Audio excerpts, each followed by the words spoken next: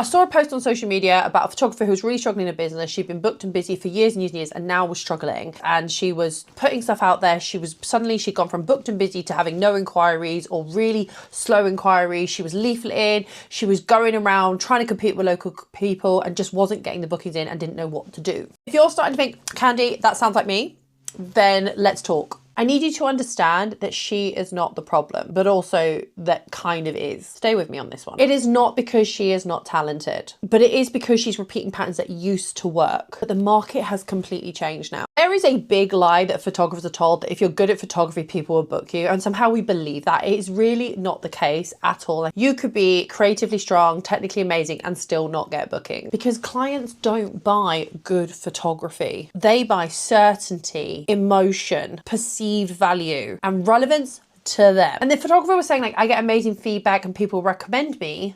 That's cool. People can recommend you. Feedback is validation and I love it. I'm definitely here for it. Recommendations are definitely social proof and great for marketing, but they do not guarantee another booking coming in. Because I think there's a psychology bit that photographers have completely missed on. People can recommend freely and do what they want, and people buy selectively. So like someone can recommend you, but if someone doesn't like appreciate their opinion, they're not going to buy. But also we've changed how we buy now. It's not always just word of mouth. We need a lot more. Recommending you costs nothing to that client. Booking you costs money, time, and there's a little bit of a risk into it, right? So when you say people like me, and then you're like, but people aren't paying me, it's that little gap in the middle where your business is breaking down. This is where I'm going to be blunt though, things that I don't think work for you. Okay, we quickly jump into discounts, we quickly jump into leafleting, we do giveaways, portfolio building style shoots, or offers, even though we've got the portfolio already in existence. That's not a strategy, that's panic dressed up as some sort of marketing thing, and it's not good for you, okay? But I do get it. When bookings drop, we go into survival mode and we try and do whatever we can to get those bookings in. I feel you, okay? I get it. But what happens psychologically is you revert back to what feels familiar rather than what might actually work, or should I say what is effective. And that's where your business starts to struggle. And often the stuff we revert back to feels outdated, like putting leaflets in shops is cute and all, it worked in 2009. It doesn't work quite so much now, but I still think there is merit to it. I'm not here to poo-poo it, but I think you shouldn't just assume that's going to get you business. In fact, I will say handing out leaflets on the street is probably going to damage your business a lot more than what you get from it, because what's the thing we hate having done to us? Accosted on the street. So for me, I would be like, I'm not sure I'm going to go down that route. What happens is as you keep repeating, you're doing this like loop and you just keep going through the motions. Then you're like, hey, why is this not working? Well, because it didn't work now, but you keep going back to it. So what do you think was going to change? You're not doing anything. It's like you're repeating the same problem. And what it is, you become addicted to it. You're like, I need more visibility. I need to be visible. I need people to see me. I need to get my name out there. I need people to know who I am. I need to offer something to get people in. So you discount, give away, and over deliver, training your market in a very dangerous way and your potential clients in a very dangerous way. Wait long enough and I'll be cheaper. And that's a horrific thing to do for your business. Making people wait till cheap. That's self-sabotage in the worst possible way. I do know there's a lot of people who talk about there's an influx of new photographers and that makes you panic. I get it. I have it here. Literally have a town here where they churn out university graduates from photography every year. And we get people here who do photography, they get a camera at Christmas, it happens. It's the same town all the way over, okay? It happens, it's not new. And I think everyone likes to blame newbies and it's really unfair on them, but I know we kind of feel like, oh, because they're cheap and everyone's going to them. But if they're not going to you or look at you, they wouldn't be in your price bracket anyway. So for me, I'd be like, I'm not worried about that. You are not the same market as someone else unless you deliberately choose to be. The moment you drop your prices, run giveaways constantly, position yourself as affordable, you are stepping directly into their lane, and therefore people will treat you like a new photographer, like you don't have the presence that you do, and then you're already devalued, and then you wonder why people run around and treat you like crap. You're now competing with people who have much lower overheads than you, less experience, so probably less fear, I'll be honest, and are more willing to undercharge, and you will lose that game every single time, believe me, because you're playing it from a position of desperation, that rather than just that's the situation your business is in right now, okay? So you're not new to the business, but now you're trying to jump into their pool. But I also want to zoom out a little bit because it's not just about photographers' behavior. I think clients' behavior has changed so dramatically. I want to sort of say, like, I understand why we're struggling. There's a cost of doing business. We know that, but there's also a cost of living crisis going on. There's more choice than ever, which does play into my previous point. And there's a social media overload. Okay. A lot of people are getting a lot of information thrown at them right now. So clients instinctively are more hesitant to spend their money. They're very much more price aware, and they're definitely more selective. But also, I think they're more emotionally driven than ever before. They're not looking for a photographer anymore. They're looking for someone who gets them, who understands them, right? So if your marketing is literally saying, hey, I've been a photographer for 15 years, I'm multi award winning, great, that tells them nothing. That doesn't give them that feeling. If you say, oh, I offer timeless images, great, they're still not getting that feeling. You are blending yourself into a sea of beige and just boring, because everyone's done the same. I think at some point there was this marketing thing that told everyone to do it. So everyone was like running around and doing it. And what actually happened was that people were literally just churning out the same description of themselves. I'm a memory maker and all that. It's just done. It's in a sea of beigeness and boring, okay? Experience is no longer your selling point, and I think you need to just get over that. Connection is a selling point. Making connection with your clients, speaking to them like they're your clients, answering their problems with your dialogue. Having clarity does, and being confident in what you do does. That gets people to trust you. But I want to talk about why old school isn't working so much, because I know a lot of us revert back to that. And I don't think it's completely not working, but I think there are issues with it.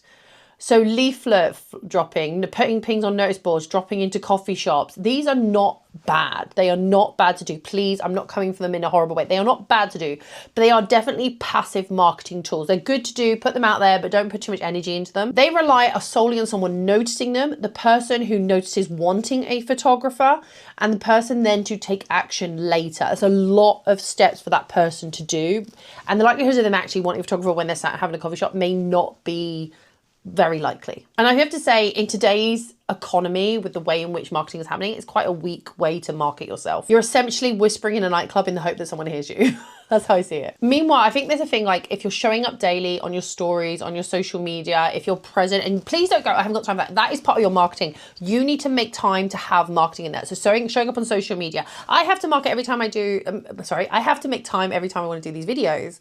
It's in my plan. By showing up daily, you build authority, which makes your client trust you, which makes it more comfortable for them to want to spend money with you. And creating content that educates and connects with clients and who your client is really important. So you might see on my Instagram at the moment, I'm doing a lot of content for photographers, because right now I'm focusing very heavily on teaching photographers, mentoring photographers, but I also talk to my clients on it as well. And it's all about how I layer these together to make me look like a position of authority. I have found that the clients trust me more because I talk to photographers about education, so it makes me look like a better photographer. I don't think there's anything wrong with going old school. I just think you need to not put it as higher priority as some of the others, because the way people are buying now has completely changed. I don't think this is a marketing problem either. I think there's a huge identity problem amongst photographers. For a start, when bookings drop, photographers instantly go, am I not good enough? Do they not like me? What's the problem with me? All on them. And then that insecurity sort of leaks into everything else. We start worrying. Your message becomes sort of apologetic. It's never good. You become hesitant or slightly unclear and a bit wishy-washy in what you talk about. And the clients definitely feel that. Confidence sells. Being confident in your art, what you do, will sell you more than you being like, hi, I just need some help, or I'm struggling. You know, I don't get that. Like, your client wants to feel confident in what you do. Share that confidence with them. If you can't show how much you're of value, why would someone want to spend money with you? So try and stand up for yourself. Be that confident person. And honestly, if you can't, just fake it until you can make it, as they say. So what actually needs to change? How do we fix it? No fluff. Let's just go, because I feel really bad that I've really laid it on you, and I'm a bit concerned that you might be like, Khandie, I hate your guts. And if you don't, feel free to like, subscribe. Let's get those numbers up, because I do a lot of this stuff both here and on my podcast, The Loud Lens. Maybe that would interest you too. We talk about it an awful lot on there. So I want you to stop selling photography as such, but more sell outcomes of what that photography can do, okay? I know it's a bit weird because you are a photographer, but stay the course with me, okay? No one cares how many years you've been in business or how many awards you've won. They don't. They care about how they feel. Will you problem solve for them, or they're not very confident? Can you sort that out for them? Can you make them feel confident? And what experience they'll have, like when people go have a photo shoot, they've never had one before, do they know what it's like to have a photo shoot with you? Have you kind of talked them through that? Have you shared behind the scenes content that would sort of subconsciously tell people what it's like behind, like, I hate the videos where people go, this is what it's like to have a photo shoot with me, and then they like walk you through. No. Show more like subtly about what it's like to have a photo shoot. You and your clients dancing, people are like, I have found like the videos of me and my clients being idiots have really boosted my future clients' confidence in me, because they understand that they can relax and be around me and it's so chill. Definitely break the discount cycle. Stop discounting. If you are constantly running offers and doing giveaways, you're attracting the wrong clients and repelling the right clients. And I'm going to tell you now, you should raise your position before you raise your prices. But one of the things I'm going to tell you now, stop doing that like, share, and like, follow and share to win a photo shoot. It will damage you so badly. I'm going to explain really quickly why it does. In the world of social media, you need people who want to follow you, right? So you want to attract them. So then if you do any adverts or your content goes out, they are the people who want to follow you. The people who are attracted to those giveaways are people who want stuff for free. They had no intention of buying from you in the first place.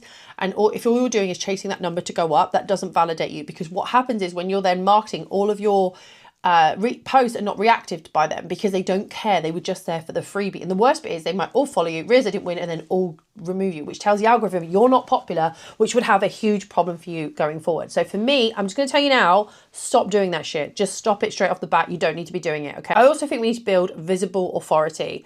That is about having opinions, sharing education. Like, don't be afraid to do that. Like, have a presence online. Be there. Why not have your face in the picture of where your little profile picture goes instead of just your logo? Put it up occasionally. Talk to the camera. By the way, top tip, don't go, hi, it's Khandie, and then I'm going to talk, I'm a photographer and we're going to talk about, just cut that bit out. We're talking about headshots because you need new headshots. We need to get you headshots. Let's go. Like, you know, like, they already know you're Khandie. If they don't, it doesn't matter. No one, you're wasting dead space. It's really boring, all right? Because when you start sharing stuff, people go, oh, she knows what she's talking about. I will trust her. We work so hard for our money. Let's go to somebody who actually knows what they're talking about. Boom. I also think you need to update your strategy. Working harder at the wrong thing is still the wrong thing. You don't need more hustle. You need a better direction of what you're doing. And I hope this video has kind of helped, okay? If you're in that position right now, you are not alone. I saw in the post, and when I was looking at these, there were loads of people who had similar issues. You are not alone in this, okay? So don't feel like you're the only person and you're the only person thinking all of that bollocks. No, there are many of us out there like that, okay? But you do need to take responsibility for adapting. You have to adapt. People have changed how they're buying. People have changed how they interact online, and you need to keep looking at that, okay? It is your job as a business owner to spend time on marketing and looking at your analytics. And posting online does not make you run a business. There is so much more to business than that. And I keep telling people this and they go, I've never looked at my analytics, or I don't know what I'm looking at. You could go learn. I talk about this. I show people this, like Google, YouTube, all of that is there free for you to learn. So you can go learn. So you don't have to pay somebody. It doesn't take long. Instead of doom scrolling, go look and learn for yourself. I do loads of these videos on this YouTube channel, loads, and also talk about it a lot on my podcast. There are 2 great resources right there for free for you to get involved with and to learn from. Client behavior has changed. Your talent isn't less, okay? It's not, your worth hasn't become less. Your strategy needs to change though, okay? Okay, if you've liked this, I hope this has helped, and let me know if there's any more things you want me to talk about in the comments, and I'll get back to you. But as ever, don't forget to like, subscribe, and I'll see you all in the next video.